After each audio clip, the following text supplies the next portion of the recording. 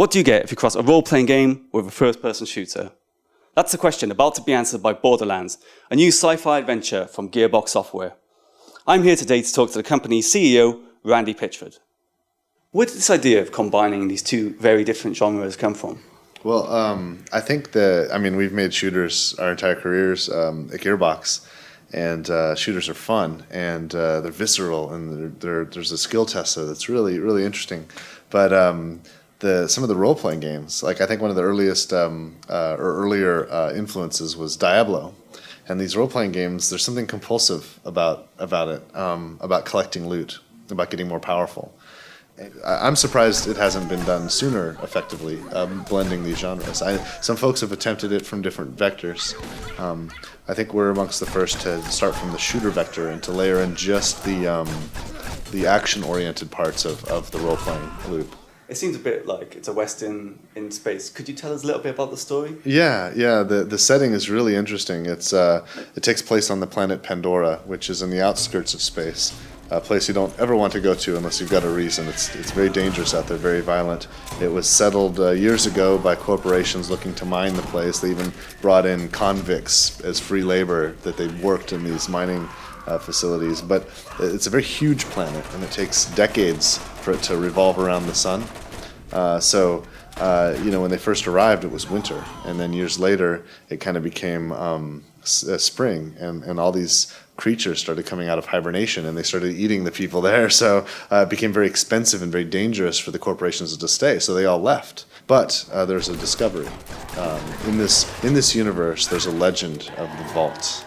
And there's this idea that there's alien technology out there that can provide, wealth, power, capability, fortune. A company, Atlas Corporation, the most powerful corporation in this universe, found tiny broken bits of alien tech and became the wealthiest and most powerful corporation in the universe. You're sort of a mix, I guess, between like Mad Max and Indiana Jones, And if you're like Indiana Jones, the vault is your lost ark.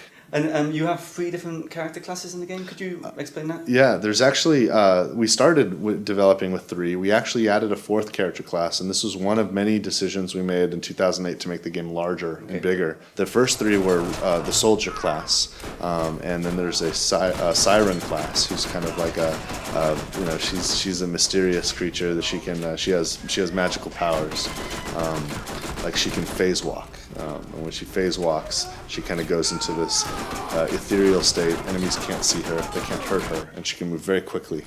It's kind of like when Frodo puts on the ring, And when she comes out of it, she can blast people around her with different technology effects, and she can affect that and improve that skill using the skill trees in the game. There's also a hunter class. The hunter is he has a pet bloodwing, which is it's like an alien falcon. It's super vicious, tears people apart. It's great.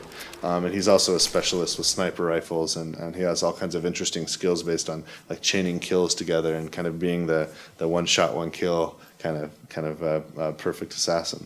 And then the new character class that we added, the last one is kind of a sort of a tank kind of berserker heavy guy. He's huge. We call him Brick. You can name him whatever you want. He is a tough dude, man. He's got like these huge fists, and he can go into a berserker rage.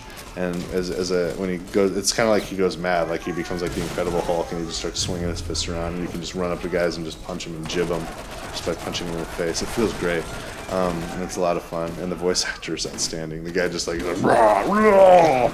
It's really a lot of fun to play as Brick. But he's got a couple of interesting specs too. He can do a tank spec, which is about mitigating damage and being the guy that takes the hits, or he can do the like a brawler spec, which is about delivering damage with his fists. And he's got, each of the characters has 3 specs, and you can balance or you can invest and go all the way down into a skill tree.